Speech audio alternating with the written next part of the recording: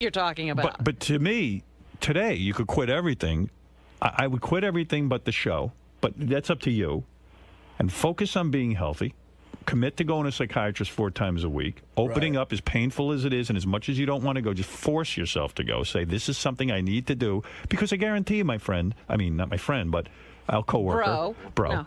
We won't even be that in January. I guarantee you, when you're in Italy or living with monks or whatever it is you think you're going to be doing that's going to dry you out, you're going to be the same Artie Lang. Let me tell you, Artie, while we were on the air, at NBC, I was having a nervous breakdown.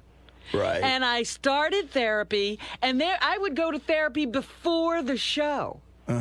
And there were days I walked out of the therapist's office and I said, I don't think I can work today. Well, you know, doing this show is a sacrifice, too, because of the schedule. And I'm being honest with you.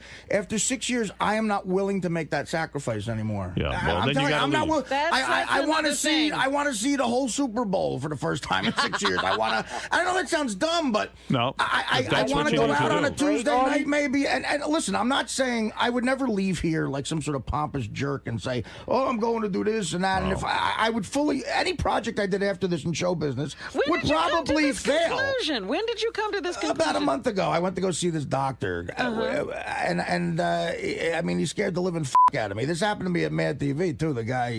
Some guy told me, you know, I had a physical. And, I don't know. I haven't been able to figure out a balance of this schedule and living healthy and I don't know, man. I really, Howard, I feel like I'm going to just drop Artie, even right now, I was on the phone last night with a guy who's coming to New York to detox me. Why? Because I feel very unhealthy. Right. Well, but I don't think about quitting my job. I think about, all right, how do I get healthy in my life? Well, he has a different attitude toward the job, and it's not the wrong attitude. I don't have disrespect for this job. No, I don't say disrespect. When I first got this gig, some friends of mine, comics, said, Art, that's the greatest job of all time. I give you 3 weeks. And I said, listen, because of the schedule.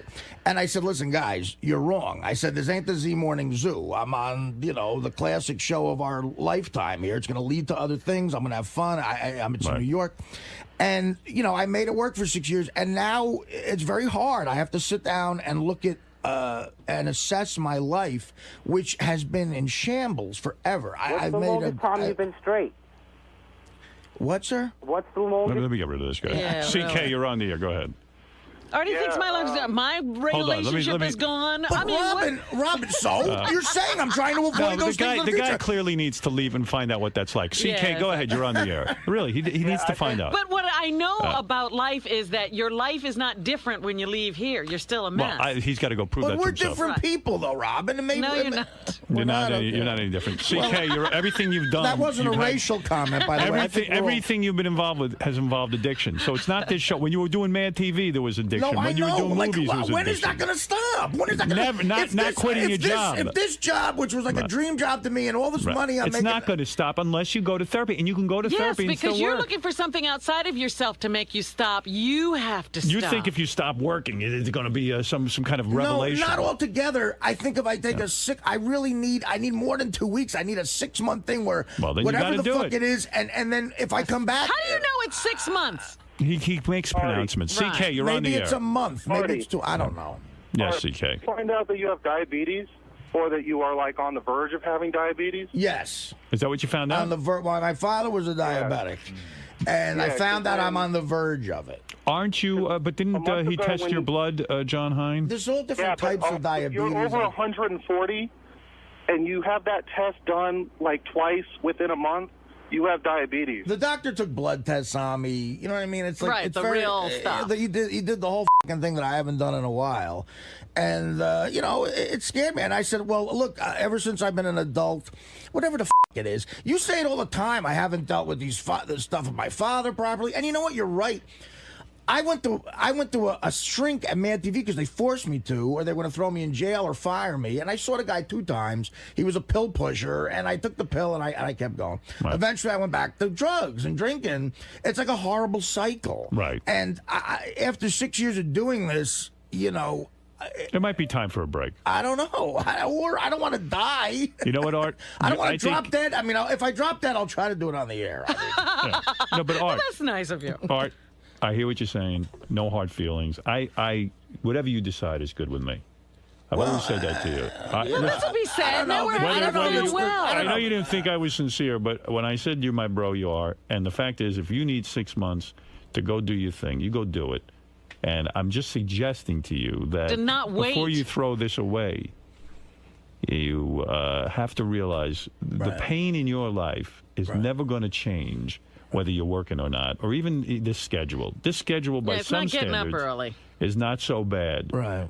Believe me, I've worked worse. Well, it keeps a structure, but I don't know. I haven't been able to. See, what I do is, and again, the money I made on a sitcom is one thing, and I realize there's not that kind of money in radio. That's right. But to live the kind of lifestyle I'm used to, I have to go on the road. Right. And I don't know, between the road and this, I am just burnt the out. And I know that if I the longer I stay here, the more they're going to throw these gigs at me, and it's hard to say no a lot of the time. And I don't know. I got to get the out of this vacuum I'm in. It's like stuff is falling by the wayside. Dana came and went. I don't know. I'm like a hurricane, and all these things are in my wake. I don't know how to get out. Well, that's how it feels to you. Yeah. And I think that if you got help, you wouldn't feel that way. But listen, I'm sad to hear you say you're leaving. One thing. I'm sad to hear you say you're leaving, but I understand. I haven't given the shrink a full try. Right. Why would you wait until January to start getting better if you're in that bad a shape? I don't know. To me, it's like a light at the end of the tunnel, maybe. It's something to work for. I don't know. Well, maybe by January you'll feel differently. Yeah, but at the same time, well, I didn't know. I was going to try. I was going to give it till the July vacation and really think about it, and then, at least give you guys a few months' notice and shit, which is right. But I don't know. I'm sad to hear you say you're going to be leaving. This has been. I can't take this. I said it. I'm quitting too. I might have said it too prematurely. Well, I'm sad to hear you say it, but at the same nobody point, even takes me seriously. I need help. I certainly understand it. I need the. And I wish you'd get the help now and stay with the show, but that's something you got to feel. Well, to maybe continue in pain. So you'd suggest going to a shrink in the afternoon? Yes. Yeah. That's what I do. 3 times a week. And maybe he'll help me balance the schedule. Can I tell you one thing No, it's not about balancing the schedule, Artie. Can I tell you something, Art? Yeah. Like today, I have an appointment with the shrink. And I actually got plans to get out of town. Now, by waiting around for the shrink means I got to go sit through f***ing traffic afterwards. And I was about to cancel. And something inside me said, don't cancel, because I hate going. I hate it to this day. I've been going 10 years. I hate going. I f***ing hate going to the shrink. But I know when I'm done, I feel better. And it helps me manage the shit in my life. Right. Now, I can't compare my shit to your shit. Whatever your shit is your shit. Everybody reacts. Everybody's got shit. But I've had a gun in my mouth 2 times in my life. Really? So the fact of the matter, that's right. Wow. And the fact of the matter is, that's right. So the fact of the matter is that everybody has their own shit. And the fact of the matter is that I know if I don't go, it's not healthy for me. It's not healthy for the people in my life who I love and all that mentally, stuff. But see, you've clearly figured out a way to be physically healthy with this schedule. Well, I wasn't always. Yeah, but he didn't take 6 months off to do it. That's what we're saying. I know. Well, I mean, then the sacrifice you make to be healthy and everything, I can't imagine how crazy your fucking day is. But you must hear me on this. If you were at a shrink now and you said to me, hey, Howard, I came to a conclusion with the shrink, when I was sitting there. It's something I should discuss with you. The radio thing isn't making me happy, or it's just too much. And you know what? Maybe I even want to go out to Hollywood again, or I want to maybe work in New York doing something different. I'd say, okay. I'd say, okay, anyway, even if you don't go to the shrink. I mean, what am I going to say? I mean, I'm sad. I love working with you. I would love to finish out as much time as I can with you here. But nothing has made me happy. You know what I mean? Like, I've tried all these things. Understood. So let's say you even went to therapy and it didn't work for you. Right. Then that's another issue. But the only thing I know is it helped me, and we're not the same people. I know that. Right. But it did help me feel more connected to the people in my life, and it made me feel even more connected to people I work with. That's why I think... Even though you don't see it. Yeah, actually, that's when it blew my mind this morning, because I actually do feel connected to you. And maybe I don't express it perfectly, but I do feel that way, and I do care about you. Too. I never said I didn't feel connected. No, I know. So, and I really didn't mean you any harm.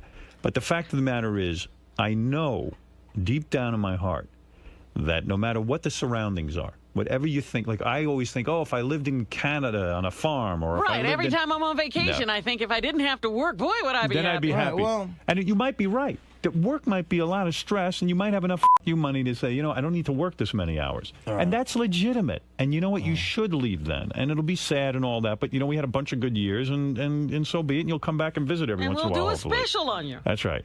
But the fact of the matter is, I'm recommending to you, at least as see a friend, shrink. at least see the shrink in a serious way. Get a really good name, and go see the guy. And I'm sure the guy you gave me is a good name. I hear great things about him. Yeah, I know. I don't know the man, but I know the guy who recommended him. Yeah, and the guy who yeah. recommended him is a solid psychiatrist who's a real caring guy. And the fact of the matter is that, then you could make a decision at least. But I'm going to tell you something. If you go to this therapy, it's ball-busting, heart-wrenching. It's I know. I mean, I'm not thrilled with that. It's horrible. Aspect. Every time you're there, you're like, I could be doing so many other f***ing things. But something keeps drawing me back because I know it's the right thing to do for my kids, to do for, Beth, for whoever, even for the people I work with. But also, Artie, if you have to go away every time life gets complicated, you'll never be in your life. Well, you see, but I haven't done that. I've lived. I felt like this before, but I didn't have enough money to really feel like I could do it. Yeah, but my point is, and I made myself stay in. You have to learn to solve problems in your life, not out of your life. Right. Yeah, I know. Well, listen, I haven't been able to do that yet. I don't know. That's because you haven't asked for the proper help either. Well, you've only tried to do it. You know what they say? Your best thinking got you here. You've heard that before. Yes. Yeah, well, that's depressing. Listen, I'll tell you what, there's a lot of people on the phone who want to chime in. I'm not even going to let them. No. But I don't care. I'm telling you, I wasn't going to say anything until July because it's not in my head made up, and I do have that guy's number, actually. Good. I hope you call. That's it. Let's leave it at that. I can't do anything about you missing the Yankees-Red Sox game, and I understand that. No, that's just like a symbol in my head. I'm going like, well, I spend a lot of money on these tickets, and it's like I can't even go to a fucking game. That's right. It like plays jokes on you, and like, oh, what is it? Is it worth it is the work worth it if I can't enjoy the things I enjoy? And then you start thinking, well, you know what's funny? How do I get out of this rut? I used to think that at NBC, right? And then once I even got fired, I had clarity. I went, why did I get so fucking worked up? I could have easily done this.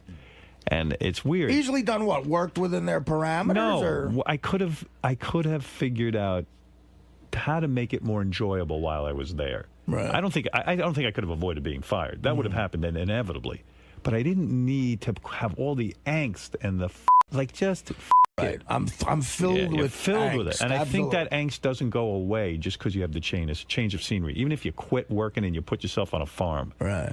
There's been that Larry Sanders Show had a great episode. Larry figured if he went to Montana and retired, he'd be happy. Right. He lasted 3 weeks. I know. I love that episode. I get it. I know. Yeah. But anyway, listen, you'll come to the right conclusion. Either way, and you have the full support of me. No, I know. No matter what you decide to do. And look, nobody January, springs something on me. I knew the schedule getting into this, and it was a blast. And I just slowly but surely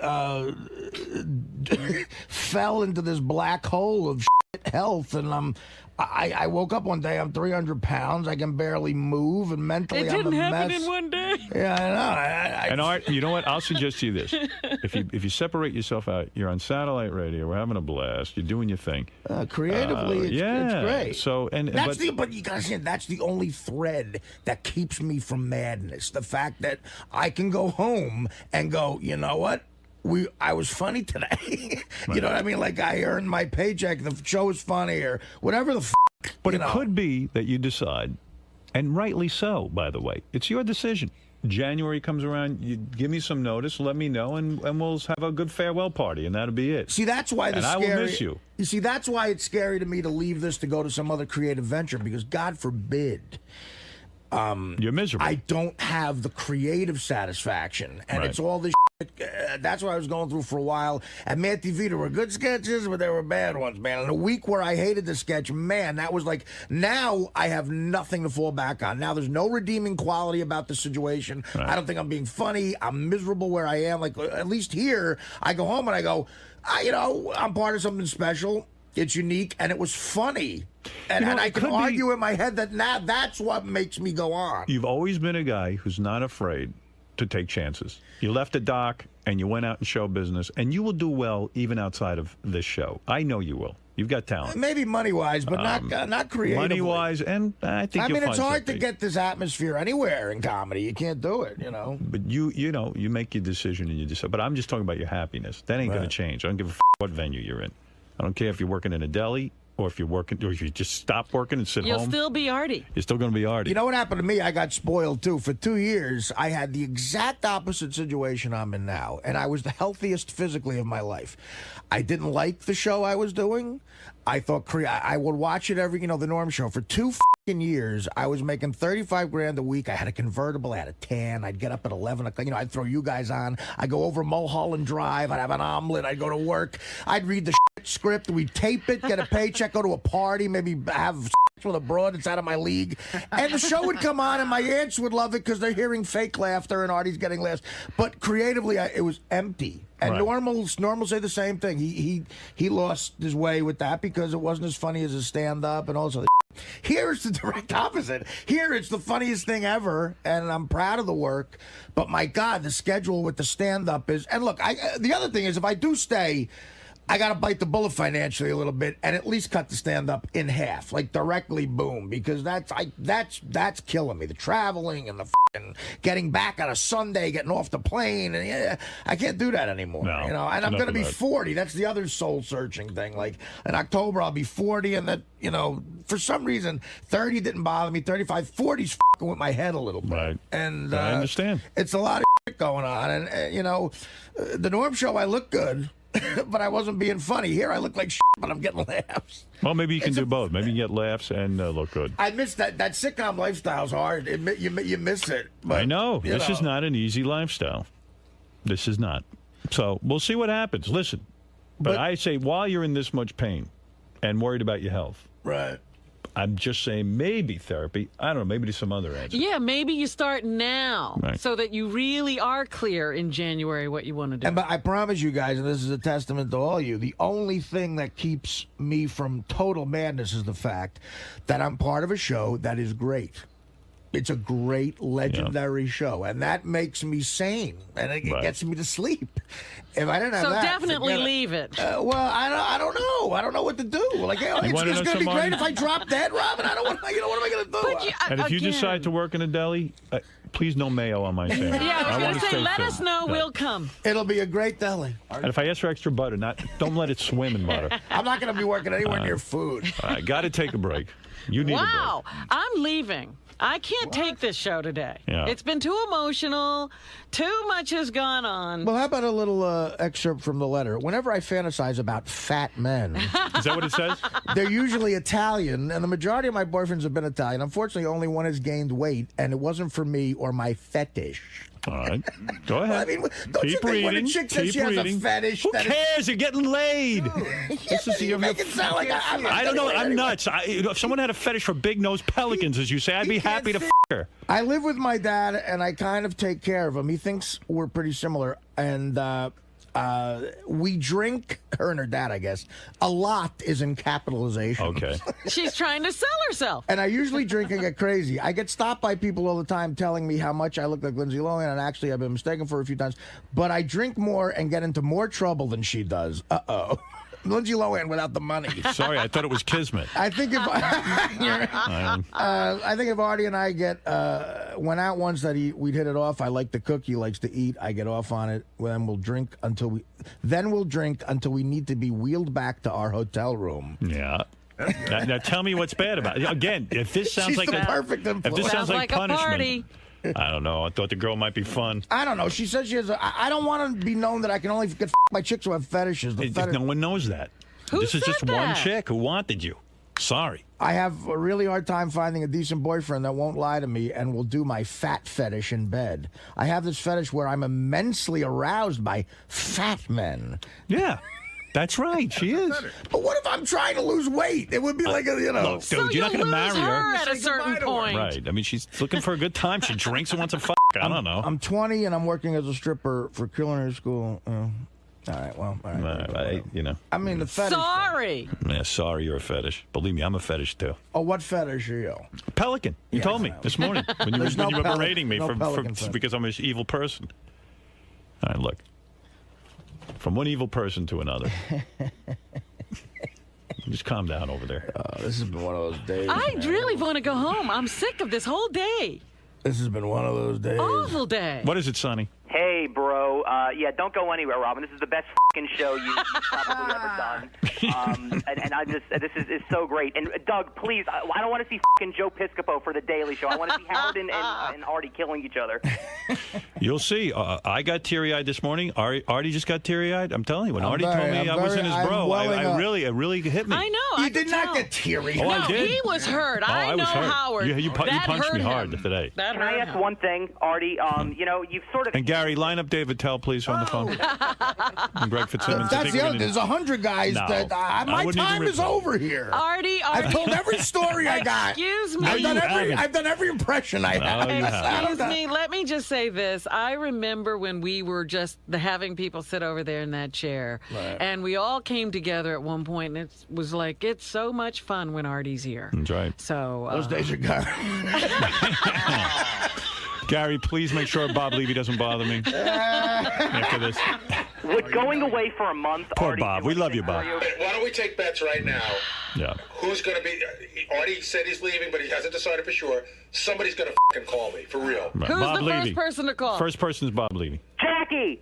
No. Hey! It would come full circle. I wanted $5 million. Wouldn't it be amazing if you finished out your career with Jackie right here? No, I won't be here. I'll quit with you, Artie. No, Robin, I'm not taking that anymore. I had enough of that.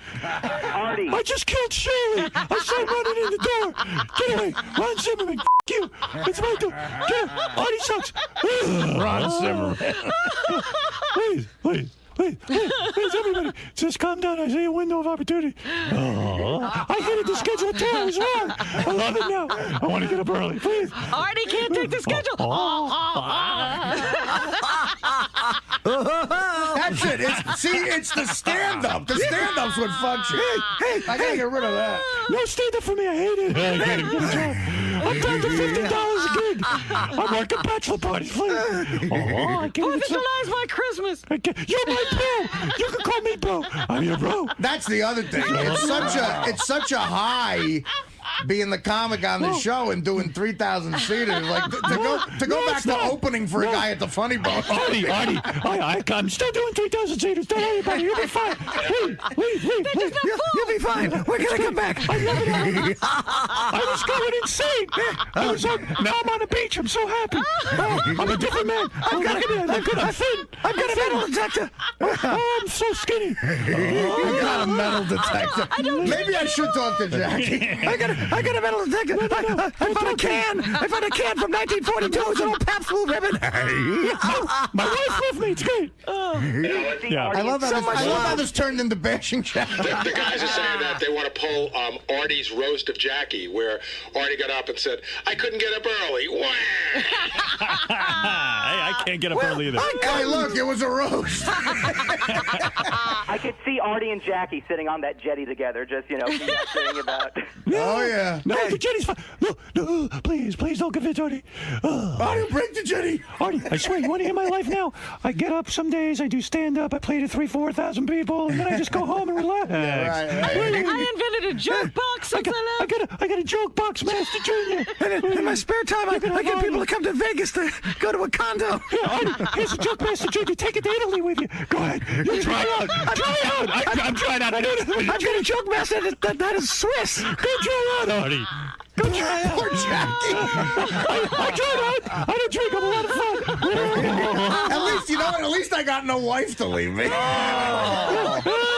It's great. was at home alone, stare at the wall. It's so good. He's so relaxed. I blank out my whole mind. Nancy's beautiful. I love her. I finally have all my shit together. I love her. It's great. Oh, I wish the phone would ring. Telling you.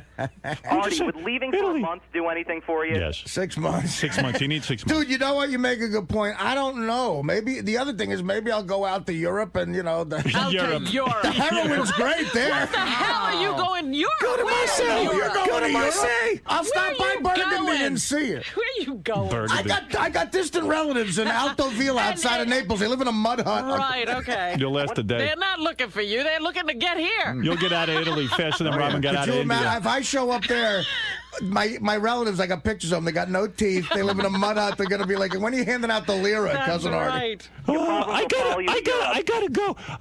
I gotta go buy an alarm clock. Oh, 2 alarm clocks. I don't want to be late for work. Oh, I'm gonna get a new chair. The hotel didn't give me my wake-up call. Get me some finger cuts. They need me. Oh. All right, listen, we got to take a break. Artie, I wish you luck with whatever you do. And we'll be back right after these words. Please. Well, Artie was really upset that we had the... Artie is a huge part of my enjoyment coming to work.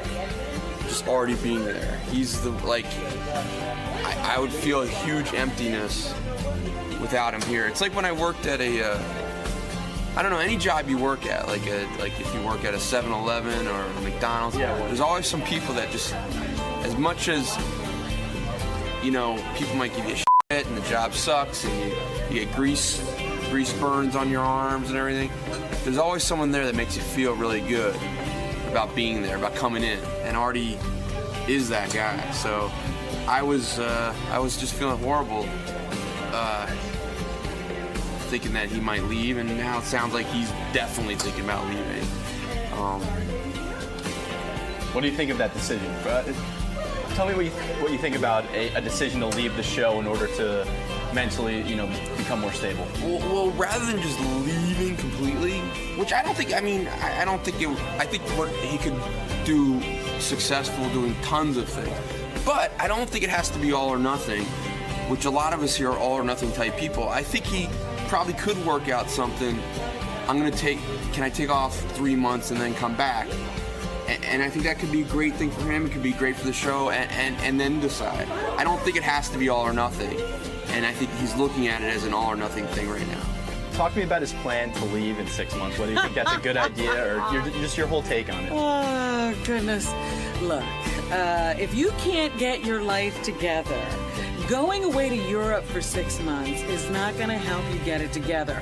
So you go away to Europe, you get it straightened out, and now everything's perfect, and you come back and start working again. Don't you think it's going to get all f***ed up again? Of course, because you don't know how to do it unless you have 6 months off. So that's not the way to fix your life. What do you suggest for Artie? I suggest that Artie really sit down and take stock of himself and decide exactly what he wants to do. And what he really wants to do is get control of his life. And if you're gonna get control of your life, you have to put together a team that can help you. He's been trying to do everything on his own. He's never been very successful at that, but he keeps trying. The point is now that you have to realize you need some help. And you go find the people who can help you, and then you commit to getting the work done. Howard mentioned, Robin mentioned she heard something on a wrap-up show, and it escalated into a big argument about, me being upset about a segment yesterday, and it got out of hand, and what can I do, man? I regret it. Howard's a great man. He's a good friend of mine, and I argue with my friends a lot. It's a habit I have, and I regret everything I say, but those arguments were never on tape. This is on tape. It sucks, but it's another therapy-filled day on the Howard Stern Show. Now, with you mentioned a possible plan to leave in January. What do you think the chances are now that you sort of dropped that bomb on the show? I don't know. I gotta see how I feel. It would just be for me to get healthy in my head. That's it. Because I love everybody here. It wouldn't be like a bitter thing, me leaving. I have to try to get at peace with myself. should you I know go what in happened there with and these. say I know that what to happened with him? these two idiots. Why They does go to Jon these Stewart shows, need to and know these your opinion? fans pull them aside and go, "You guys should have an album. You guys should put out Rod and you know." What and do you these got? two A morons listen to him. What do you got? A crystal ball in your I fucking know stomach? exactly You what don't know what the hell happened. you're I know talking. exactly what happened. You don't know anything about what the fans say on the road and how much I fucking stand up for you, fat idiot. You don't know because they say that happens. They go, "How do you put up with Artie walking all over?" I go, "Artie's great at what he does." And bullshit. I challenge Bullshit. anybody that I talk to off the air at those stupid comedy shows how they rip you apart, and I defend Richard, you. what do you want to And I know I get it too. I know I get it too on my end. I know when you go out, they fuck salads and ass. I don't never care. even bring you up. That's fine. But when they do bring you up, they bring you up in a negative way, and I defend your fat fucking hacky ass. I don't care Let me tell you another thing about them or about your you. fucking stupid shows before Howard Stern. Nobody knew you. You sucked on Mad TV. You sucked on the Norm Show. Beer League sucks.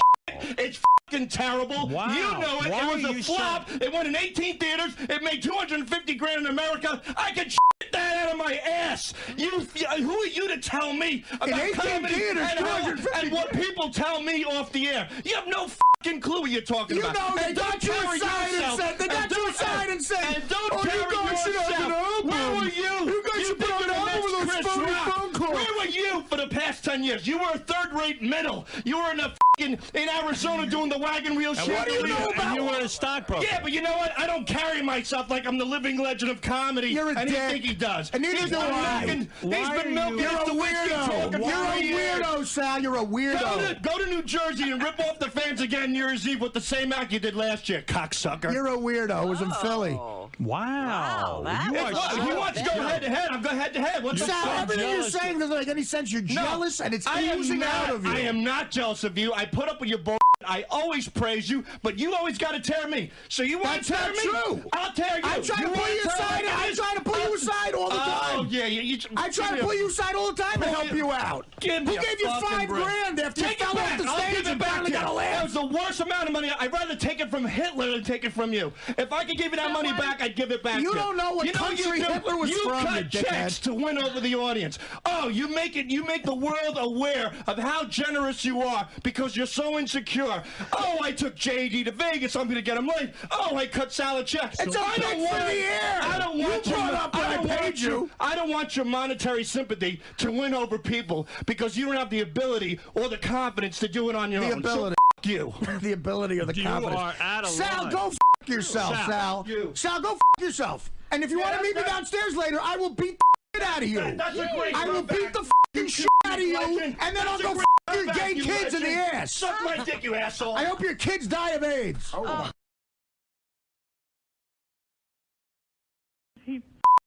Alice, you had a good week last week. Even though you lost, you maintained first place. Yeah, but what makes it so bad?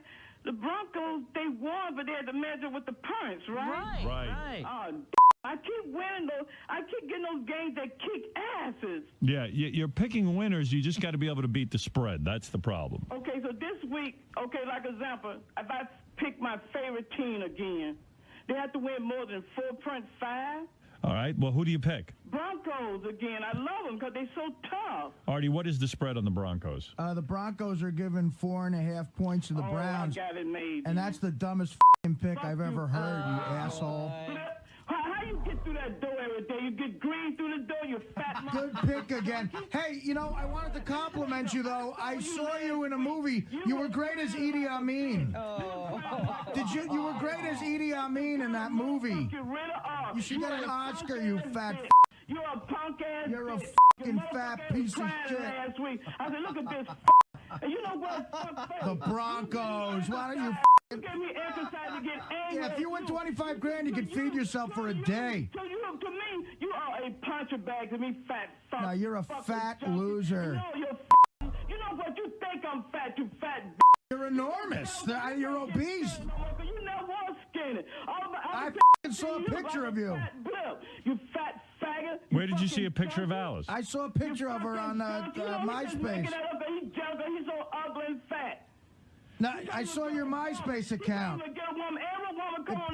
It broke the computer screen. And what happened to Pretty Blue, Mrs. Blue yesterday, I almost threw up in my mouth with that fat son been putting his nasal tongue down her throat. I felt feel sorry for Miss Blue kissing that big stinking ass junkie. Who wants to kiss you? When's the last time you were kissed by something breathing? You so ugly. You just junkie. I'm jealous of you ugly motherfucker. Some beautiful people on the street. You're enormous. You're crazy and ugly. You're an enormous crazy woman. You fat, enormous Idi Amin Dada. Ugly bitch mama's ugly like you. Your skin.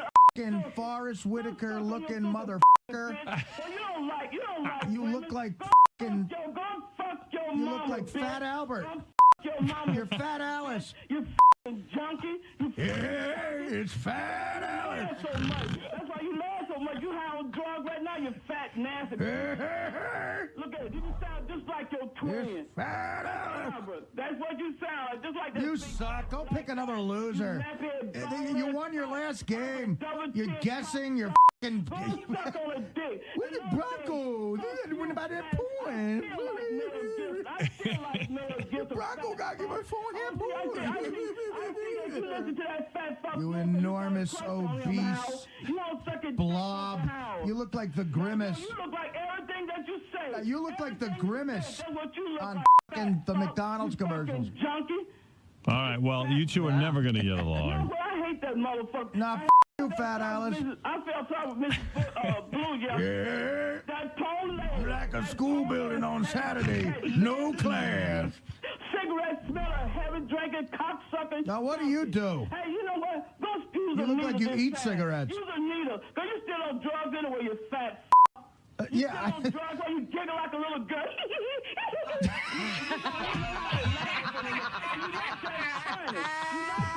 You're funny, you fat bitch. All right, Alice. Well, I'm sorry. Now this is getting like you, ugly. You know, you are ugly. You're right, you are ugly. If I'm ugly, what are you? You are ugly. You're not even human. You're about the ugliest motherfucker I ever seen on that show. Oh, yeah? Big, fat, and ugly. You can't get in and out of your car, you so goddamn What do you look like? Who are you, Tyra Banks? Nah, sure, bitch. I'd rather fuck her. But how you like that? I'd rather eat in her pussy if I look at you and put my tongue down your filthy ass nasty throat.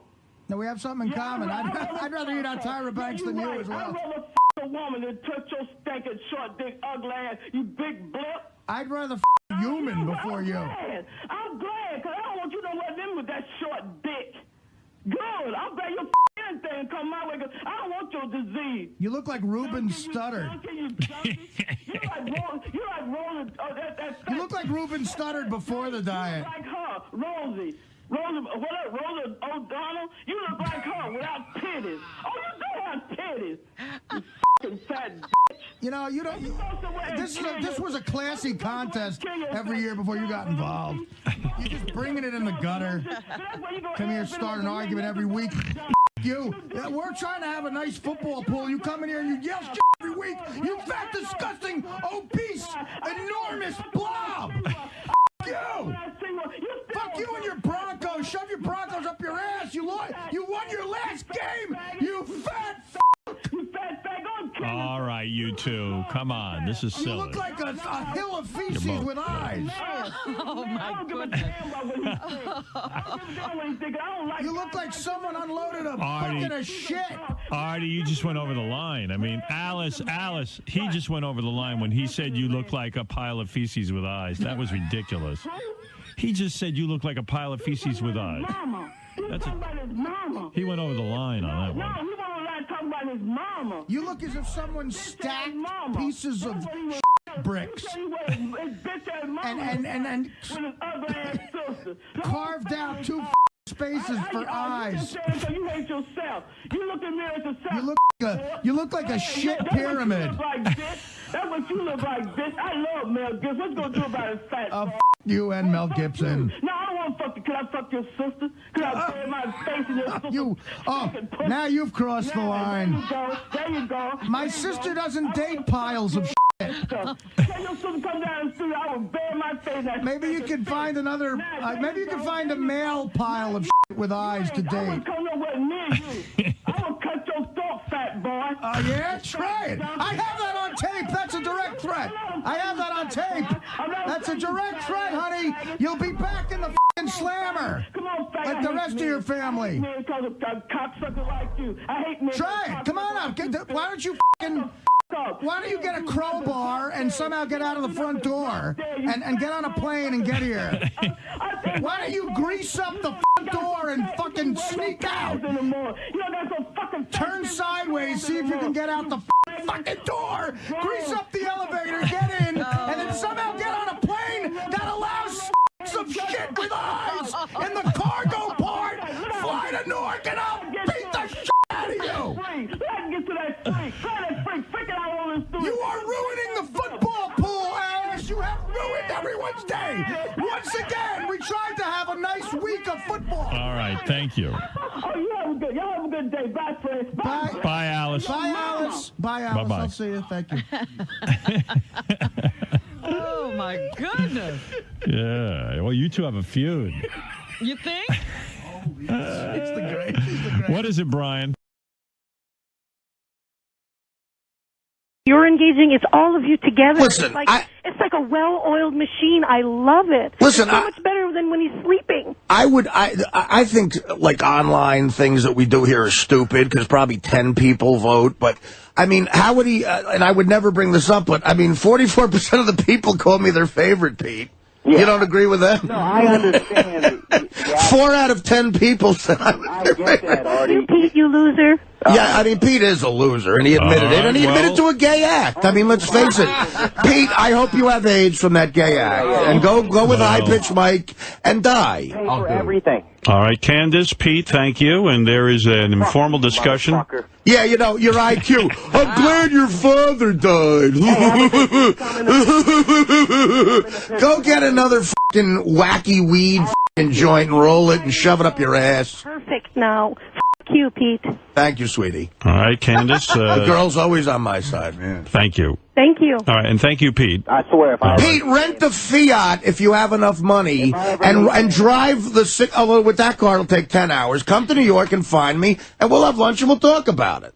I would love to. I would love to talk to you about this issue. I'd love to talk to you in person. Oh, I would love to. Oh, I'd love to. Really? Well, drive to New York. Knock you out. Oh my God, dude! Oh, yeah. Dude, let me tell you something. You'd be in a sewer, decapitated before you said anything. You challenged Benji to a fight in the beginning. No, I didn't. When did I challenge Benji to a fight? That's your weed talking. That's your imaginary world that says you're a winner.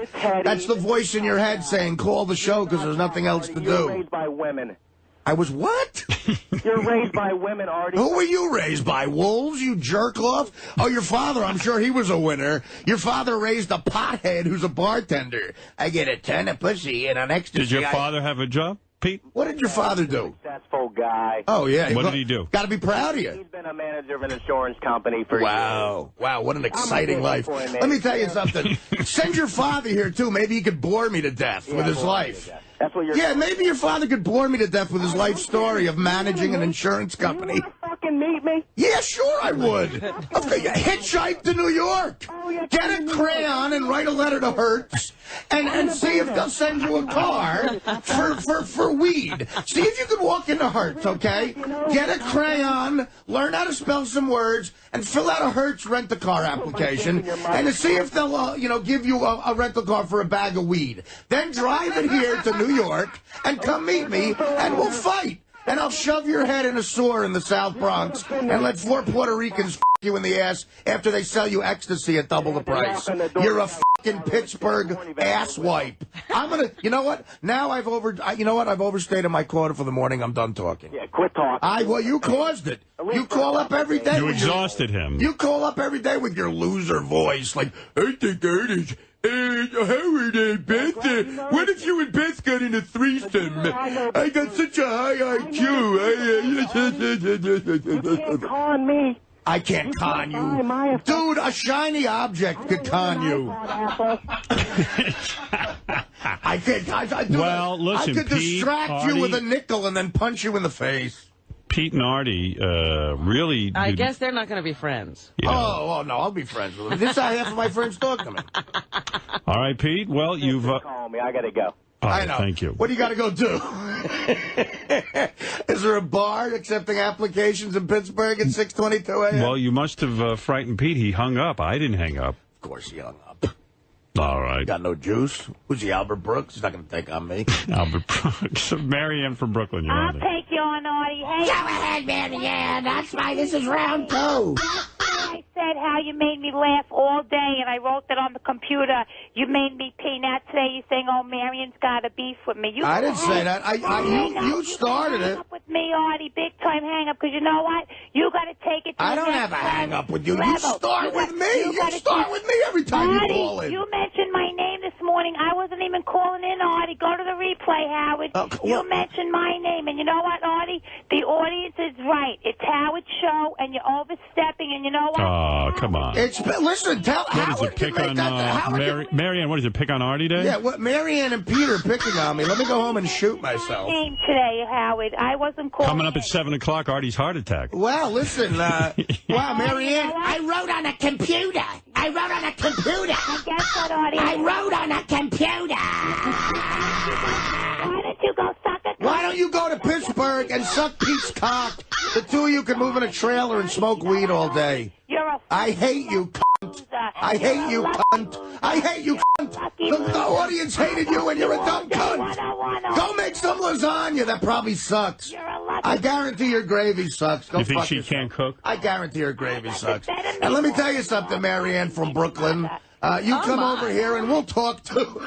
You're going to beat her up? Beat up Marianne? After Pete, I'll beat you. I would never touch a woman. Why didn't you beat up Pete with Marianne's head? I tell you what, Marianne could probably beat up Pete, first of all. And Marianne, listen, you're an Italian woman. I would never disrespect you, so I'm going to shut up. You could yell at me. Well, you did call her the C word. I know, but I take that back. Like every other Italian woman in my life, I'll let you yell at me, and then we can get to the first break, and I can have some peanut M&Ms. Artie, you mentioned my name, and yes, I said how much you made me laugh. That's all. Let me defend myself. All right. Thank you, Marianne. I could All care right. less if I make you laugh or not. Oh, Shut go up. F yourself, you big, fat, dirty pig, you. Go call High Pitch Eric. You're best friends with High Pitch Eric and Jeffrey. Your fucking dick in a blender, would you please? Your dick in a blender. Well, you bring up a good point. Mary, Use it anyway, Artie. Your dick in a blender. you make a good point. I'll Artie. use it to shut you up. I'll shove it in your mouth. Come down here. I'll force you You would down. force penis into her mouth to shut her up? To shut her up, I would force anything in her mouth. I would do time to shut her up.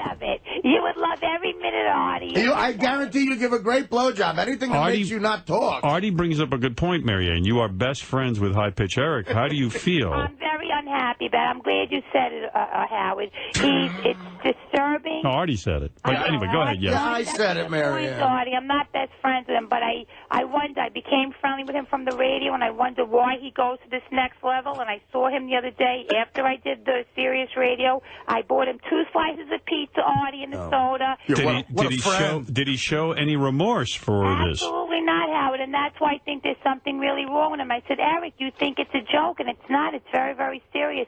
So, Howard, he's not all there, and his family should take him to therapy or maybe be evaluated. You can laugh all you want, Artie, because your family... You know what? I wonder why he goes to this level. Because he's a disgusting slob. Why does he go to this level? That's a mystery to you? Artie, you got f***ing hang-ups. Why do you go to your level? Why do you use heroin? Well, because I'd rather forget about the fact that I know High Pitch Eric than remember I know him. Yes.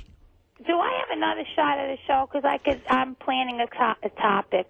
Now that you've had a show, you're going to plan a topic? What's the topic? Your wedding to Pete in Pittsburgh? And Fred, could you check the email? Did anybody like me at all? I mean, no, we checked. No. By the way, Artie, you've just been sentenced in England to 17 years in jail. That's right. For You yelling would at be Pittsburgh Pete and Marianne. with assault. I'll gladly do the time. Actually, he's on death row now. let's see how. Let's have a good bet. Let's see how long Artie. Thank you. I can't gamble. For like maybe 24 hours. Artie. All right, Dominic Barber, Okay, go ahead. off, cunt cock. Artie, what did you think? I mean, did your mind change as the segment went on, or were you just like, this is bullshit? I think Bob Levy is basically Jeffrey Dahmer if you read a joke book. Oh, my God. And, I know that sounds a little harsh, but I love the guy. And, he gets out on the Internet and stalks these women and throws out this web of deceit and sleaziness and hair dye and bad coke, whiskey, beer breath, cheap fucking Target shirts, and coupons for Sizzler's 2-for-1 steak on a Wednesday. his $40,000 house just outside of Philly with somehow has a built-in pool. I have no idea what the that looks like. Came with the house. His poor child who's being raised by a father who's just not there, and a mother who hates being with the father. The father's in a basement that's damp, clearly doesn't have the proper heat or air conditioning. Somehow he gets over to this disgusting, jizz-drenched, stinky, whiskey-sobbing computer board and types out, who's out there? Who's out there in f***ing virgin creep land that I can try to f*** with my web of grossness? And eventually he gets some takers, some poor women who have a background that's clearly troubling. This girl has father issues, so he's clearly a mad Irish drunk. We don't know that. She has dyed black hair. She's goth. She's like the fat gay guy's son on The Sopranos. She's probably in the gym shower several times. And she tells Levy this on the computer, and Levy goes, oh, it's perfect. Perfect. What do you like, honey? Do you like the Howard Stern Show? She's like, yeah, I like the Howard Stern Show. I'm a stripper. I'd love to get on. Whoa, I could get you on the Howard Stern Show. How do you want to get on? I don't know. I kind of like big guys. Perfect. Say you like fat guys. Artie's a fuck, Artie. Yeah. Say you like fat guys. I'll get you on the show. I'll drive you up there, and you give me a hand job, and you can say we'll get you in the studio, and I'll get there, and there'll be free food, and I'll take some free food home to feed my kid who hasn't eaten in a week because I cashed my check from Chuckles and Mineola to buy Coke from the guy on the LIE who sells the oranges. I'll pick you up. What's your address? Oh, okay, here's my address. Okay, how old are you? I'm 17. Say you're 20. And then Levy picks her up and plies her with drugs and gets her up here, and she's stoned out of her mind. And she goes, I like fat guys. Howard and Gary fall for it like the suckers that they are, and they get her in here, and she's in a bikini, and I'm giving her my number, and Levy's outside getting free crumpets for the family. And strategically, he made this on Cupcake Wednesday because he knew we'd have a lot of food out there that's free for him to stuff in his $3 leather jacket pocket.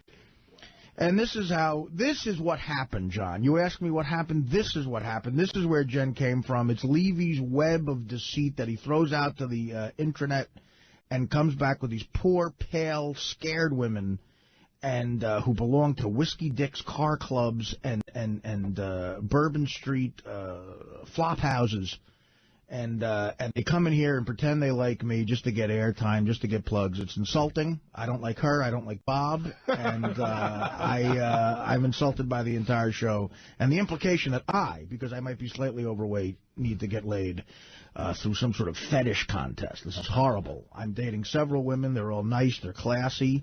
They have jobs, and they're all above 20 years old. And none of them know Bob Levy.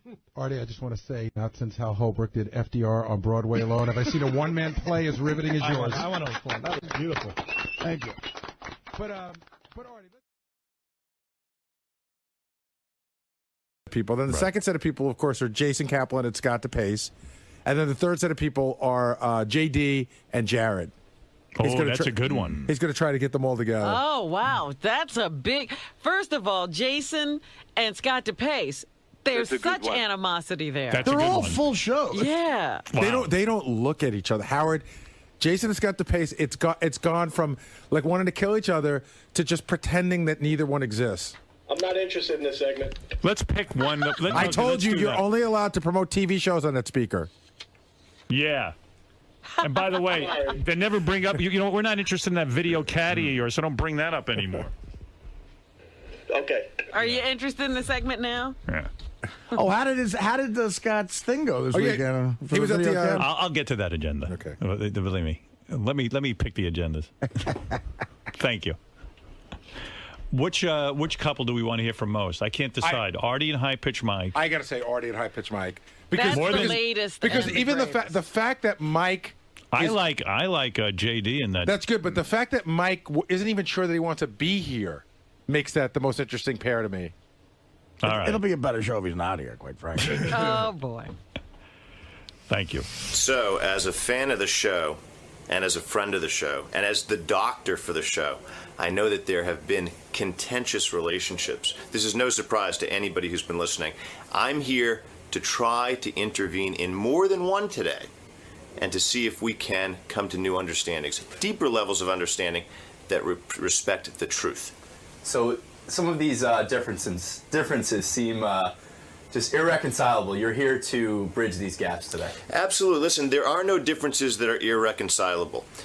When you get down to the facts about what people are really arguing about, you find that you can make peace and come to understandings because the reasons they've been arguing often don't reflect the core of what they've been in conflicts about. If you can boil it down and open people's hearts, then you can have real meetings of the heart and mind. So that's what we're up to today. And this is the stuff, by the way, of Living the Truth, which I'm also here because livingthetruth.com starts today. So the guys were nice enough to have me come on for that. Well, thank you, Dr. Keith. I wish you luck today. Hey, thanks, man. All right. Very glad to be here. We're going to get real progress today. Dr. Keith Abelow is here. There's a million things to talk about, but this was something I thought we should try to settle some feuds. Every once in a while, we try to do this. We do have some internecine battles going on. There he is. That's the guy, Dr. Keith Abelow. Yeah. He's helped us out in the past. Everything he tried to help us with failed, but... Yeah. You and Beth are still together. No, Beth and I are still together. In fact, absolutely. Dr. Abelow actually helped Artie for a while. Indeed. Yeah. Mm-hmm.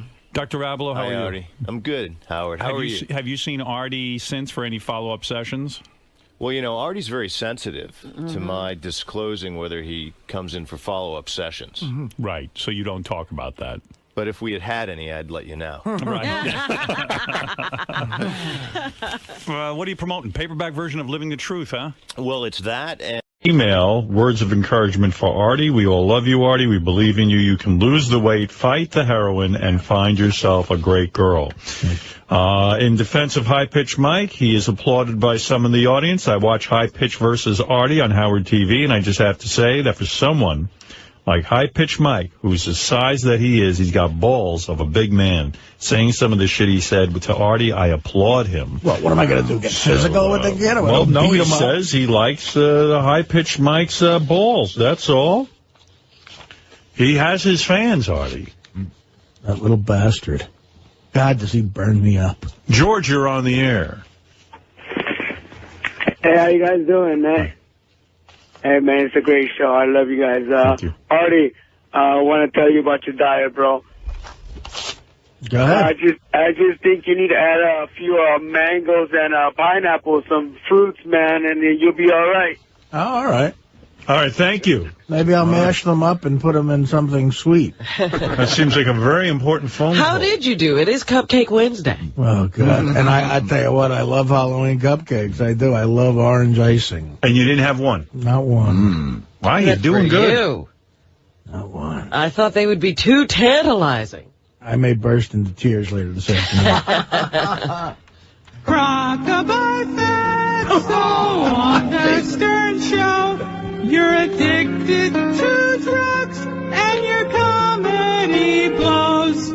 You're such a fat pig, it's getting so sad. So climb on the roof and follow your dad.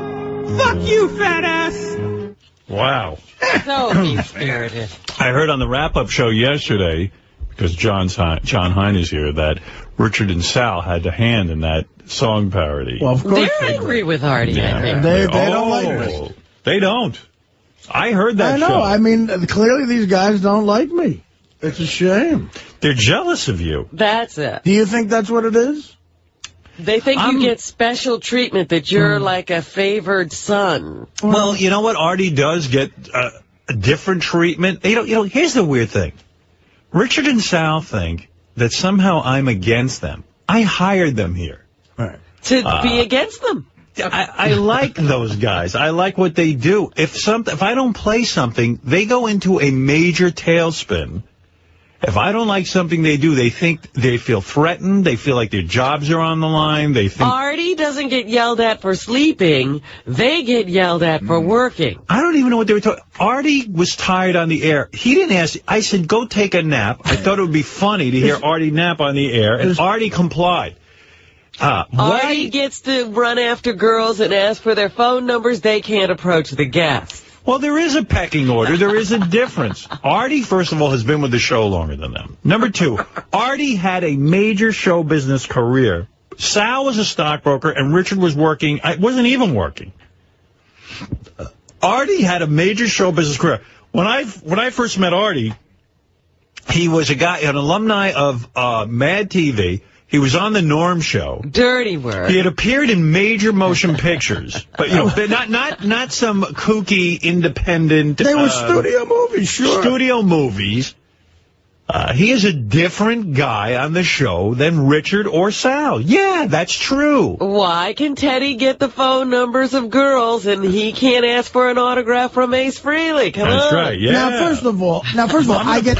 Guess what? And Benji brought up this point. It was an excellent one too. He said it jokingly. I get paid more than them too. Right. There is a difference. Of course, there's a higher in any job you go to. Certain people have different privileges because either they're there longer, or they have a.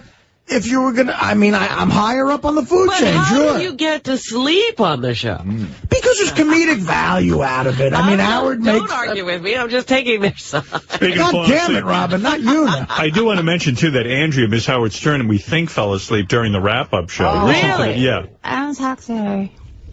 See, and when I watched it, I sort of felt bad for her on some level.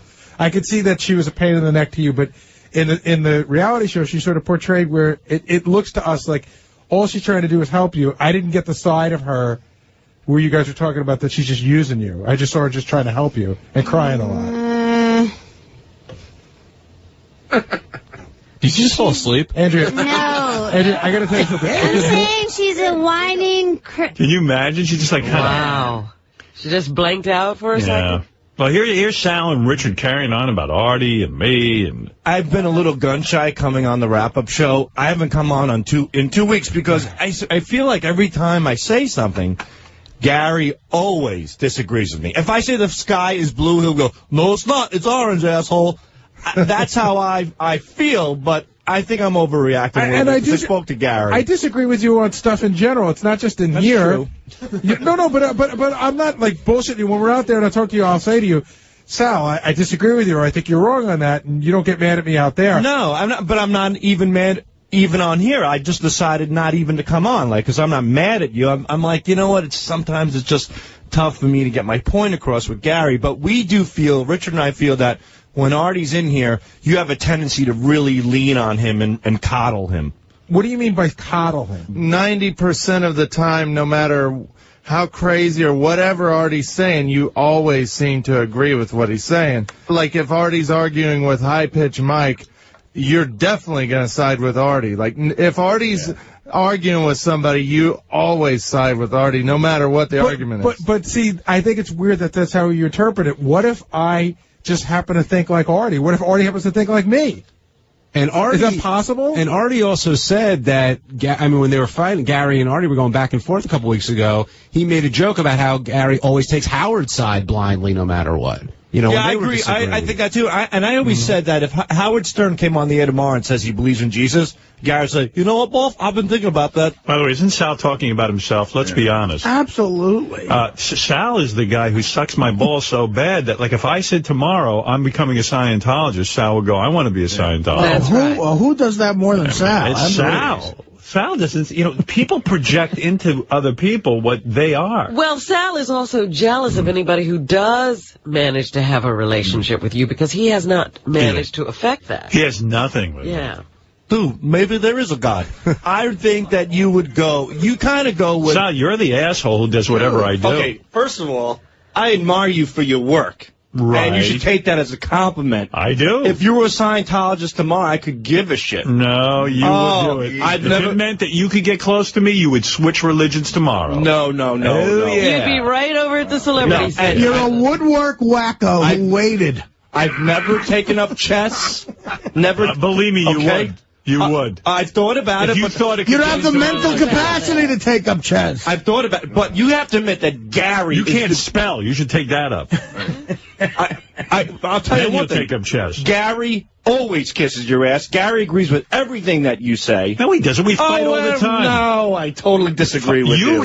You agree. This is who you are. No, it's Gary. not. No, I admire you for your Gary work. and I fight all the time. I admire you. It's totally different with me. I admire you for the man that you become, the entertainment you provided. You would suck my asshole clean if I needed you to. You under hypnotism, you said you would blow me. Right. You're the guy who's that. You wouldn't need baby wipes to shower around at home. You're describing yourself. That's not kissing You're your in ass. love with me. You love to see what shirt I'm wearing. You notice everything I do, the clothes I wear. You're a man in love with me. Dude, I'm committed to what you have created. You love me. I love you what get you upset created. if I don't take you to dinner in a while. No, that is not nice. He knocks anybody close to you, including Beth. Right. Bullshit.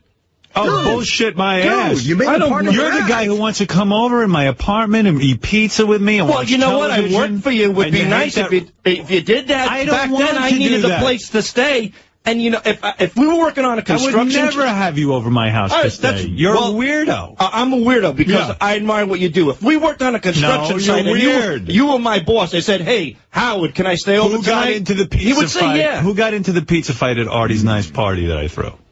Well, that was Who would that be? That was me and Scott DePace. No, that was you. Okay, I instigated You did it to Scott DePace. I put a little dot on his head, and he threw a mound in my face. Why do you not see that you're not the guy who could be trusted? Who's the guy who smells Mutt's daughter's panties? All right, wait a minute. First of all, who's the guy? Don't put a twist on all that shit, man. Well, I'm not putting you in my house. See, and then you want to know why me and Richard are pissed. We admire you. We're committed to you. Yet I come in here, and you have to fucking bring up all this stupid shit and make me look like an asshole. Stupid shit. All right, but maybe I do. Who's the guy who said that? Howard, why you said about me that I'm an entity? I'm not even a human being. Okay, what's wrong? Hey, take that as a compliment. So you're the guy who kisses ass. No. I'm a guy who's being truthful. A guy who kisses ass is a guy who just wants to protect. So you mean Gary's not being truthful, but you are? If Gary agrees with me... Of course. Oh, come on. Gary, you sound like an idiot. No, I don't. You think you're the only one who works here who was a fan of Howard for years? I never said that. You guys are saying that I'm the ass kisser. You and Richard, I think you're good at what you do, but the fact is you're here because you won a radio contest that we actually initiated on the air. You guys won a contest. You were listeners. You were building what does that mean? You won American Idol. You won American Idol. Howard, I'm sorry but I'm sorry, Howard, that me and Richard admire you. Is that such Nothing a bad to be sorry thing? for. At least we're being honest. And what is this? What is this? Why do you guys feel so downtrodden? We don't feel. Well, why do you feel like you feel very slighted, and you never miss a moment to tell the audience. Get out of that, man. I don't miss a moment. I didn't even go on the wrap-up show. I didn't even want to talk about it. Who cares? First of all, can I tell you something? Look, Howard, we're here. I think why we get downtrodden. And what is this weird thing? Why don't you speak for yourself and stop with me? All right, fine. I work with the fucking guy day in and day out. He's the only guy I talk to. So much more than you. All right, thank you. So Richard shouldn't be included in the week. Richard's the guy who would be at my house. I would hang out with Richard. Can I say something very quickly? Hold on. You're the one I want. Sal has been reprimanded more since he's been here at Sirius than every other employee. I didn't tell John Stewart that. Right here when you said I was in the green room and I said that joke about Washington didn't fly over well. You told him whoever wrote that joke you should be fired. That's true. And you know you're a little pussy with your cow sucks. I didn't tell him. I said that I was being truthful. Porno chick's number? I was being truthful. I said to the guy that one joke stuck. All right, how about keep it to yourself, you idiot? Yeah, why should you? I know what happened with these. I know what happened with these two idiots. Why they go to these shows need to know and your these fans pull them aside and go, bullshit. You guys should have an album. Bullshit. You guys should put out rock. They say that happens. They go, how do you put up with Artie walking all over? I go, Artie's great at what he does. And I challenge anybody that I talk to off the air at those stupid comedy shows how they rip you apart, and I defend you. What do you want to do? And I know I get it too. I know I get it too on my end. I know when you go out, they say, fuck Sally's an ass. They never even bring you up. That's fine. But when they do bring you up, they bring you. Nobody knew you. You sucked on Mad TV. You sucked on the Norm Show. Beer League sucks. shit. It's fucking terrible. Wow. You know it. Why It was a flop. They won in 18 theaters. It made $250 grand in America. I can shit that out of my ass. Who are you to tell me about comedy and what people tell me off the air? You have no fucking clue what you're talking about. You know, they got you inside and said, they got you inside and said, and don't carry yourself. Where were you? You guys should put an album with those phone calls. Where were you for stockbrokers? Yeah, but you know what? I don't carry myself like I'm the living legend of comedy. You're a and dick. I think he does. And neither do I. He's been milking the whiskey. You're a weirdo, Sal. You're a weirdo. Go to New Jersey and rip off the fans again New Year's Eve with the same act you did last year, cocksucker. You're a weirdo. It was in Philly. Wow. He wants to go head-to-head. I'm going head-to-head. What's Sal, everything you're saying doesn't make any sense. You're jealous, and it's oozing out of you. I am not jealous of you. I put up with your bullshit. I always praise you, but you always got to tear me. So you want to tear me? That's not true. I'll tear you. I'm trying to pull you aside. I'm trying to pull you aside all the time. Oh, yeah. I try to pull you aside all the time to help you out. Who gave you $5,000 after you fell off the stage and finally got a laugh? That was the worst amount of money. I'd rather take it from Hitler than take it from you. If I could give you that money back, I'd give it back to you. You don't know what country Hitler was from, you cut checks to win over the audience. Oh, you make the world aware of how generous you are because you're so insecure. Oh, I took JD to Vegas. I'm going to get him late. Oh, I cut salad checks. It's I don't want your monetary sympathy to win over people because you don't have the ability or the confidence to do it on your own. That's a part of it. Wow. What the hell just happened? I don't know, but I tell you what, Sal walks in on that wrap-up show and unloads this viciousness against Artie. Yeah. Sometimes against me, too. It's all pent up. He sees people who have what he thinks is a better life than he has. Let me put it this way. I really hope all of his kids get AIDS and die? No, not till later, much later. You're not talking about when they're young. No, like at least 25. After gay porn. Right. After they have to go to gay porn because their father's broke. How much of that, what we just heard, is like... That's the real Sal. That's the point I've been trying to make. You know, so how do you work side by side with a guy like that? I've seen that venom come out before. Not on that level, but wow. I'll put it a little more calmly. I don't hate you, Artie. Whatever, Richard. It just drives us nuts. What are you, married to him? What drives you nuts about me? You're treated special. Benji, I've been working alongside Benji and I've gotten treated way better than Benji for years. No, he just explained. You didn't let me finish. Barely, by the way, available on DVD. You didn't let me finish, so. Yeah. It just upsets us a little bit when Artie says all we do is make phone calls, say the C word, and sniff balls. Why do you dwell on what Artie says? Because we do a lot lot of work. And I never said that. But am I happy with your work? Yeah. I am. But it seems like Artie really puts it down. When do I say that? When do I ever say that? That's all you do. Well, to me, like when I said that I didn't want to do acid because I don't want to ruin my ideas, and you were retarded thing to say, Richard. You said something retarded in this room where you're going to get fucked on. I know, but it just upsets me. I don't want to do acid. Who else says that? What? I don't want to do acid because I have great ideas. Right. But why do you really focus on Artie? Artie always you've said some things too, right, Robin. Why are you focusing on I'm not. Artie? That just already came up yesterday, but Robin's jealous. She wants you to focus on her. Well, Robin Yell at me. Robin said maybe the worst thing that anybody said to me ever in the world. Tell me what it is, because I want to top it. She said, I said something about dying, and Robin goes, who would care if you died anyway? Oh, God, I really don't care if you died. Man, and I would, as a matter of fact. Times two. Who would care if you died a horrible death like scorpions ate your body? Monty, you're on the air in West Palm, Florida. Alex. Thank you. Hey, Sal has no right to berate Artie like that. I mean, regardless of what he thinks about Artie, Artie is an established, accomplished guy. Of course. I mean, that's like somebody like me who's only been doing stuff for a little while saying that I'm just as good or I'm good as this one. It's ridiculous. I would take Sal's job and do it for free. I would leave my wife and kids and go wait tables if I had to. These guys, you know, they're secretly, deep down inside, they're jealous of him. They want to be him. No, they have such insecurity about their own position, and this is you too, Richard. You have such insecurity about your position. I'm thrilled with you guys. You're not treated second class. They don't hear one compliment. All they hear is the negative. Of course Artie has said good things about you. I have said good things about you. But you only hear the negative. What, nobody else gets fucked with on this show?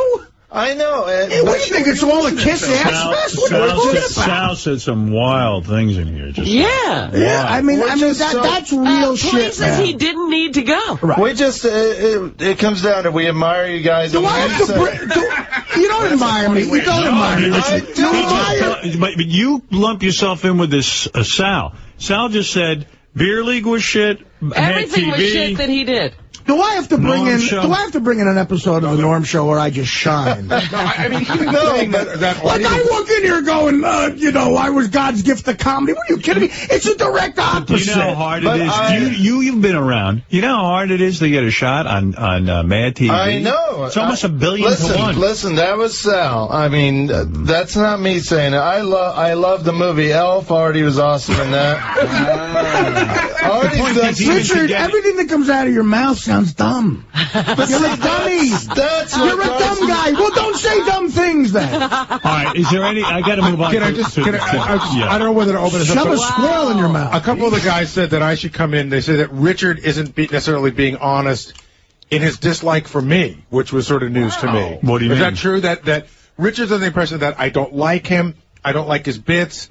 I don't have any respect for him. That's he's been saying for a few days that you don't want to hear anything from him. That's true. No, but I think so. Well, then have it out and say it right now. It's not that I don't want to hear anything. I don't want to hear everything. Does that make more sense to you? Gary's the producer of the show. Producers are supposed to weed shit out. In every show there is, writers pitch stuff to producers. It gets accepted or not accepted. I know, but Get over it, you pussy. But no, you two are pussies. But you don't know what goes on out there. A lot of times, I'll have something for the show. Like, okay, for instance, Gilbert Gottfried was on the other day. Right. Doing his Paul Lynde imitation. Right. Oh, my God, this is such a great example. I have some Paul Lynde clips. Go ahead. That I thought would be funny, maybe for you to just play a clip for Gilbert, like, to listen to. I like that. Okay. And you saw... But Gary told me not to put a note. Gary just kind of said, no. Gary goes, no, I'd already played the clips. Let me finish. I had already played the clips for you. I already felt it was going to be weird because as interesting as a Paul Lynde impersonation is to us, there's a whole segment of the audience who hasn't a fucking clue. So that's it. So Richard played it for me. I played it for you. You go, and it wasn't even the best Paul Lynde clips. They were from like some stupid Halloween special.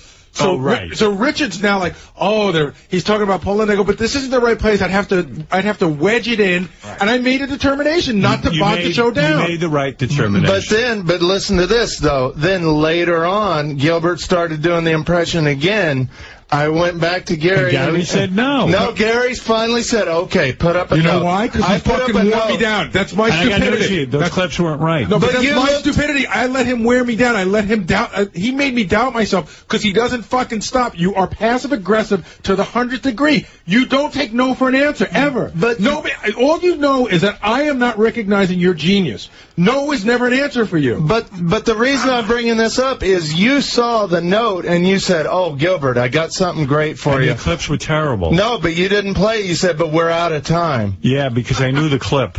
It was that Halloween clip. Howard heard it and said, no, it's not even, this isn't even on me, but I'll take it anyway. Matter of fact, why can't you accept that the clip doesn't work? As a matter of fact, I did hear it, and it was lame. No, but I'd like to have Howard have the option of playing it. See, this is how he doesn't let me be. But all I wanted to do was put up a note, and you said no. Passive-aggressive. You're like a 2-year-old, Richard. You sound like a baby. Gary knows Gary is pretty. Gary's 99% of the time right.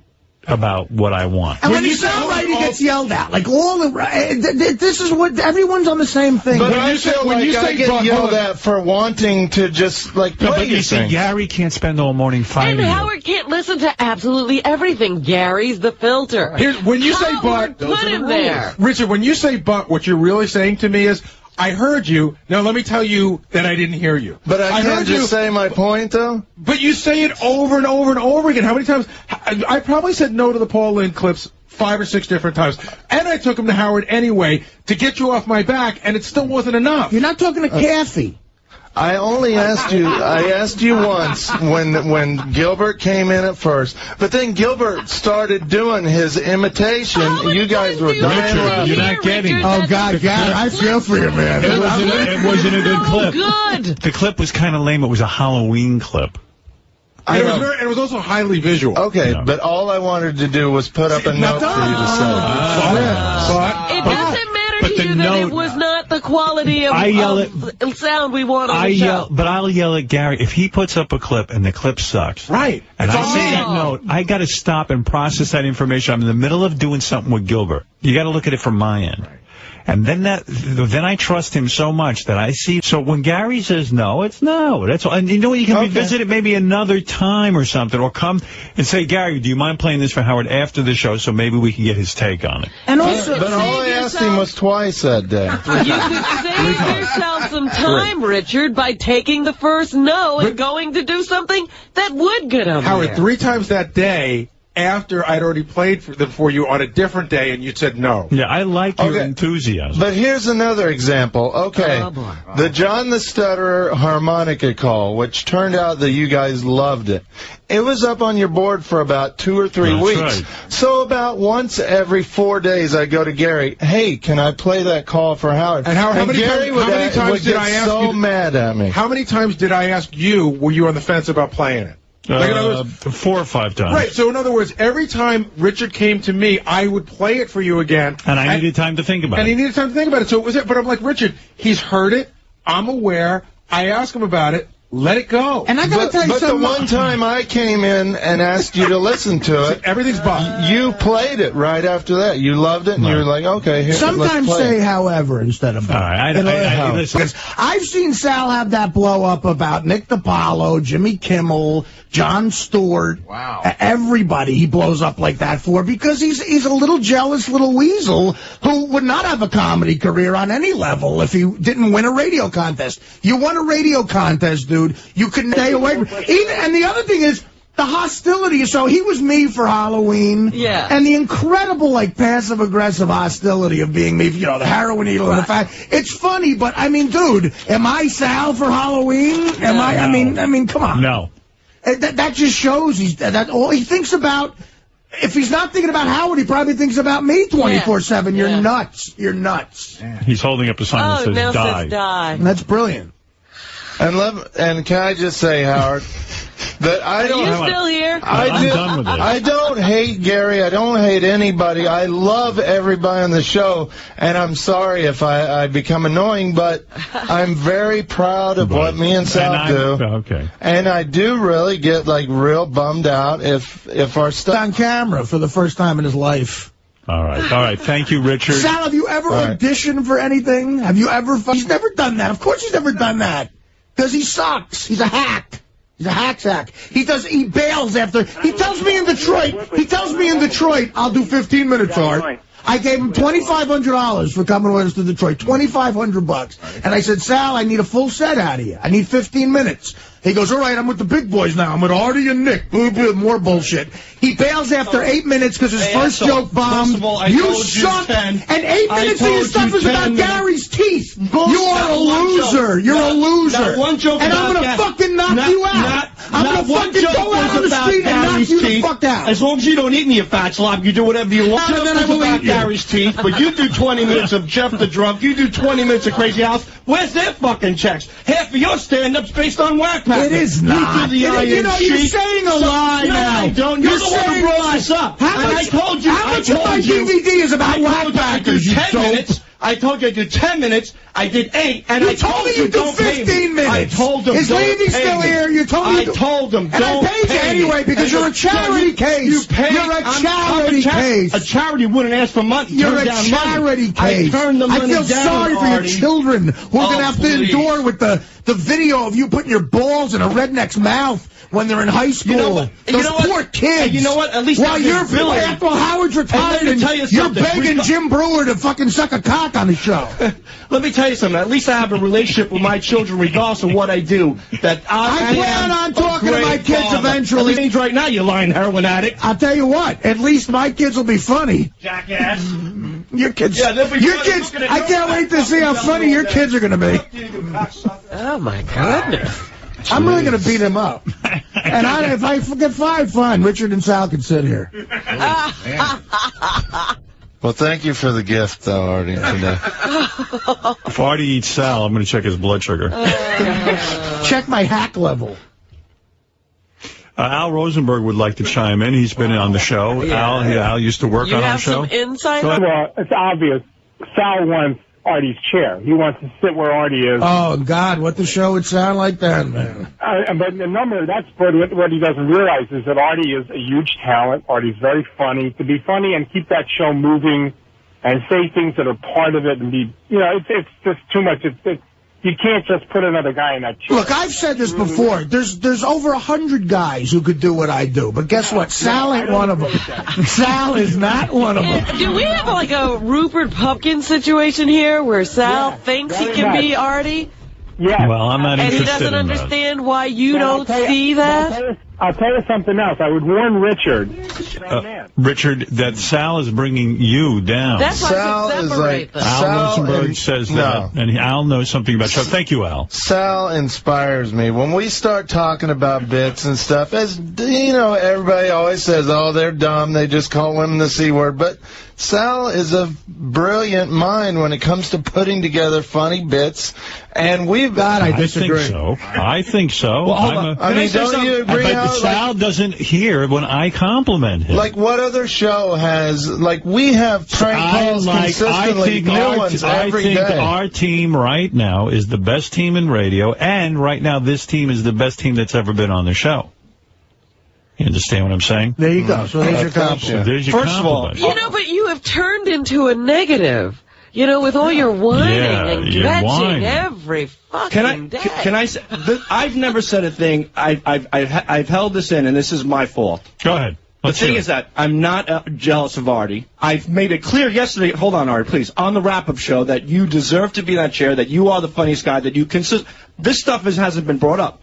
That he is consistently funny, that he's an A-game player. But you just said everything he's done in his career was But the problem is that, no, I did say that out of anger and pain because every time me and Richard come in here, he says we have the mentality of fifth graders. Oh, stop That it. is not true. That's why I don't argue. You're not understanding. But I'm saying what happens. Me and Richard. Let me explain Artie, I can only take so much of every day. When Sal, listen to me. Go ahead. Richard, listen.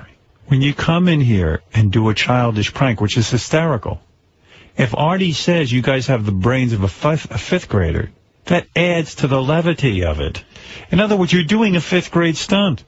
And we don't look at it that way. No, it's not a bad thing. I know. And when you're doing boner fights and sticking your balls in someone's face. Or painting each other's sacks. Do you really think that's brilliant comedy? No, it's not. But I'm saying it's not compared to the other shit you do, the phone calls. It's dumb. It's something. And everybody has a human reaction to it. Mine is that it's gay and gross, and I bring it up. Right. I mean, you want me to hold that in? That's not what the show is. But that's why we get upset when Artie says that's all we do. All right. We write a lot of stuff out. Why is Artie defining who you are? Go back. It ain't the Artie Lang show, guys. The only person who defines what you are is me, whether you work here or not. But the thing is that I want to make it clear. Artie's not defining you. Artie's being Artie. I'm not jealous of Artie. You are. No, but You're I'm not jealous of anyone who is angry at you the don't like that Artie came to my house this summer. No, you don't it doesn't matter. You It doesn't can't matter. Probably all eating at him yet. No, it's not. Hold It's on, eating Robin, at you. please. Listen to me. You're having The thing problems is with that, your wife. Right, that's true. I have high blood pressure. No, and the thing is that like I said yesterday, thank you. I made it perfectly clear how I feel about Artie, but I feel like every time I speak, He gives me a jab, and he jabs, and he jabs, and he jabs, and then you have the final blow. Right. What am I supposed to do? It's called an argument. I mean, you know, I know, and you're giving me shit too. Can I come in here and say I'm fed up with the heroin song parodies or anything else? But that's not the case. I know that, but I'm trying to. You were crying, weren't you? I'm trying to keep. Were you just crying? No, not at all. Not at all. I wouldn't cry. Did somebody catch him crying? Yeah, somebody caught him crying. Go ahead. Produce the tape. I wasn't crying at all. I wouldn't cry about this bullshit. Who wrote that note? I don't know if that note should be fired. I don't know if your kid's die of AIDS. I'll take that back. But everything else, go fuck you. Benji, go ahead. Well, Ronnie signaled to me that Sal's crying, and I verified with Ronnie. He looked like he's crying. Yeah. So another great bit by Ronnie. No, he looks like he's crying. Look at him. But the thing is Why are you making fun of Ronnie, man? All right, I got to move on with my show. I want to go home at some We're point. team players, and we support everything that you guys do. Thank you. And Ronnie has a job to do. Ronnie said, "You guys are little faggots. Take what you dish out, or get the fuck out of here." We did. No, you don't. I gave it back to you. You get genuinely mad. Ronnie hasn't. It isn't. But a lot of times, take what you give out. A lot of times, what you say about us is sincere and mean-spirited. Oh, like it's not sincere what you say. Beer League was okay. And now it's okay. So it moved up from being the biggest piece of shit. Well, again, like Artie said, it's an argument. It's an argument. Where are you at? I'm at where I played a wrap-up show yesterday. That's where I'm at. I said Artie deserves to be there. He's the funniest guy on the show, and he holds up 5 hours a day. That's not all you said, though. Yeah, and then I was asked by you guys, what's the comparisons, and I gave it. All right, thank you. Okay, I gave an answer to what I was asked. I walked into this show 7 years ago saying, "Hey, look, I'm Bill Murray, Howard, and I don't, you better fucking watch how you treat me." Because you have confidence as a comedian, it disturbs Sal. He thinks that's arrogance. It's not arrogance, Sal. It doesn't disturb me. What disturbs me is that we work together as a team, and sometimes we feel like we're getting jabbed by the guy instead of, we help each other out. Thank you. I'd always help Artie. Artie's helped me, but we feel like he constantly. So what's the problem? We feel like lately that you constantly just dig at us, and we take Dave, you're on the air in Boston. What is the show about? It's the Howard Sten Show. Yes, Dave. Hey, thanks, Howard. It's Dumb Truck. I really think you've got a budding personnel issue going on here. I mean, the thing about Artie is that, Artie is bulletproof when it comes to fucking with him, criticism, and that's the genius of Artie. He can take shots, and he can turn it into something funny without making it personal on the person taking digs on him. And, Sal, there's a lot of immaturity there that has to happen, and I'm starting to wonder if maybe these guys feel they should get their own radio show. No, not at all. Well, and we've been asked that, and we don't want. The only person we want to work for is you. We don't want to be in radio if you retire. People said in 3 years of Power Leaves, would you work for Bub or Pharrell? We love those guys, but we don't want to do it. But that's dumb. Your kids don't want to hear that. What are you talking about? You should want to work more.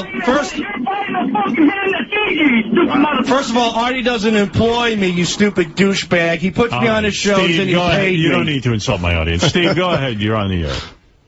Howard. Yes. Yeah, listen, I think Sal needs to take a time out, smoke a fat joint, relax. He's got a lot going on in his life. Listen, Sal. Yeah, he's off the chart. We all need that. Maybe you're right. Give Artie more respect than that. Artie is the man. He's done so much before Howard Stern. And Artie, I'm the one who called you last week and told you should have bust a cap in Sal's ass. But Sal just needs a little time out. All right, thank you, Steve. Okay, final comment from Anne Marie. Then I must get to John Hine and Robin. Please help me get through this. Yes, Anne Marie, go ahead. Hey, Howard. Yes. I love you. I love you. Why don't you give Artie a cupcake? I think he's got a sugar low. He's arguing with everybody all day. It's a tough day for Artie. That's true. I think he's all on the edge. He could be irritable because of the food today. He's usually, you know what? He's very feisty today. He's hungry. It's like you're poking a bear. As crackhead Bob would say, I'm hungry. I'm hungry. No, I do work closely with these guys, and it makes me question. I don't want to work with people who don't like me. Right. No, and just for the record, I'm not singling out Artie. Robin has been a lot meaner to me than Artie ever has. Chris, you're on the air. I'm just going by what I heard on the wrap-up show. Yes, Chris, you're on the air. And I applaud Robin for that. I'm jealous of her for that. Allow Chris to have a word, and then we can move on. Yes. But he doesn't write any songs about me. I'm sorry. 1 second. One at a time. Chris, go ahead. Robin, shut up. Yeah. Chris, go ahead. This is hands down our greatest radio I've heard in a long time. from the show. This is, you guys got to do this every month. Well, you know, these things can't be fabricated. They've got to be real. Martin, you're on the air in Surprise, Arizona. Talk about how you're pissed off at Robin for not returning your DVDs. Yeah, I loaned you. Keeping them forever. Oh my God, I loaned them to you in 2004 I at have K-Rock. something of yours. Oh, and then another thing she did, I gave her, like, I wrote this horror movie script right away. I give it to her right away. She goes to you, she was like, oh, I threw it in the trash. And you said, well, the first thing you said when you heard about it, you was like, oh, it must be horrible. Of course. Adam, you're on the air. It's a horror movie. It was horrible. Yes. Howard. Yes. First, congratulations. You're the master at tweaking. This is another masterpiece of yours. Yes. I had nothing to do with it. Number two, I got to defend Sal and Richard a little bit. I think Artie sleeping on the air is probably the last straw. Yeah, well, it was something that happened organically while we were working, and I thought it was funny material. Artie doesn't claim that was his best material. Was it material? I don't have a defense for that, but the truth is, if Howard couldn't make it funny, then I'd get really reprimanded. This is not a normal job, sir. You got to admit that. All right, if I would like to top this all off with the Paul Lynde clips. All right, thank you, boys. Oh, guys, that would be awesome. The one thing here, though, that we missed was that, you know, when he was screaming that Artie gets to go and approach the guests and he can't. Right.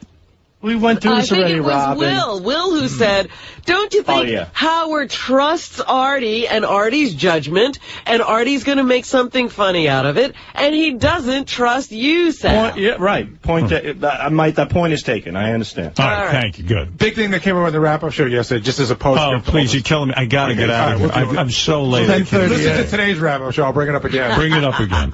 What is the thing? Matter of fact, though, I was reprimanded when I was working here for about a year. This is a perfect example. And I asked David Wells for his autograph, and Howard gave me shit about it. Yeah. That's it. And you know what? It never happened again. That's how you operate it. Gary, what did you want to say? The guys were pointing out that Craig Gass was sitting in the Jackie chair and fell asleep, and you got mad at him. And I said the difference is Artie's been here for 6 years, and this was a guy attempting to get a job. There's an enormous difference. Of course. When you're trying out for a job, you don't fall asleep. Yeah, the enormous difference is Artie is enormous. Craig Gass with Artie. All right, thank you. Believe me, that first 6 months, I would not have fallen asleep. All right, guys, thank you. Exactly.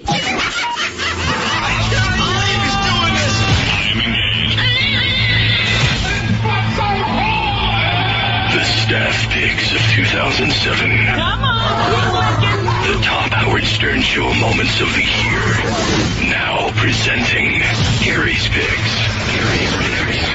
Only on Howard 100. Everything was brewing, and we should have seen it coming, and we didn't. But Sal and Richard pissed off Artie. Sal came in and said some horrible things about Artie. Artie got up and threw a CD case at Sal and went to go at him and hit him. And it's one of those things where it's funny, and then all of a sudden it got really serious. But still unbelievably compelling, and that's why it's one of my favorite moments of the year. Peculiar power running through his body defies all analysis. Howard Stern Show.